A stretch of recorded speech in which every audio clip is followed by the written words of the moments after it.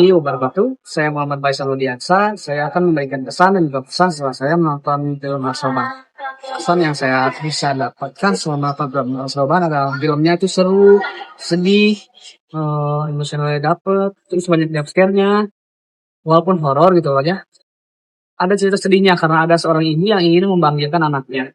Pesan yang saya akan berikan kepada kalian setelah saya menonton film Asoban adalah kalian jangan lupakan sejarah, jangan menganggap kalau sejarah itu tidak ada, dan jika kalian mempunyai orang tua atau jika ibu, hargai ibu kalian dan jaga ibu kalian. Assalamualaikum warahmatullahi wabarakatuh.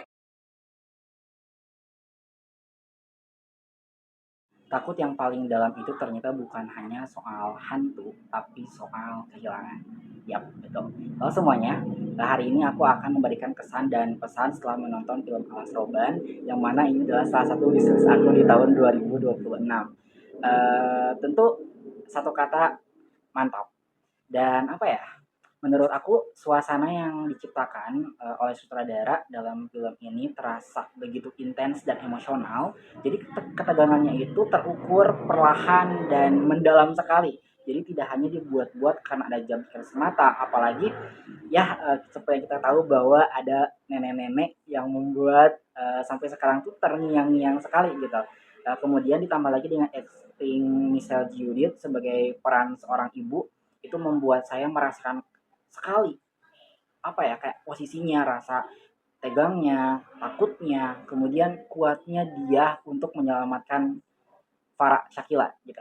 Nah, kemudian ditambah lagi dengan instrumen atau musik dari Bintang Kehidupan yang membuat combo menarik gitu, dengan jadi kayak nostalgianya ada, Alas Roban yang udah terkenalnya ada gitu, ditambah lagi dengan pemeran-pemeran yang keren banget. Nah, pesan yang dapat aku sampaikan adalah ketakutan yang paling besar itu ternyata bukan hanya soal mistis semata, tapi juga tentang kehilangan orang yang kita cinta.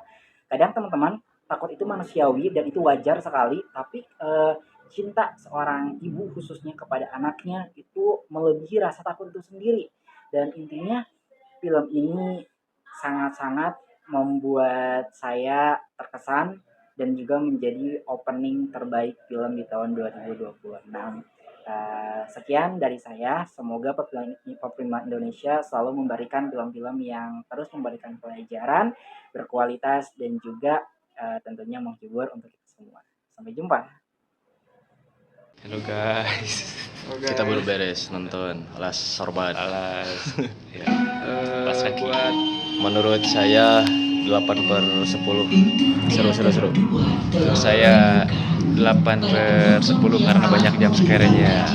Menurut saya 9/10 karena Kesan-kesannya apa sih?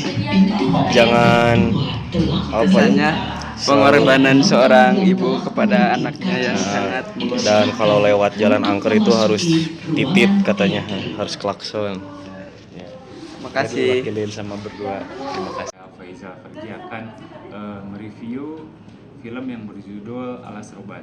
Nah, film ini berkisah tentang sekelompok orang yang melakukan perjalanan melintasi hutan Alas Roban.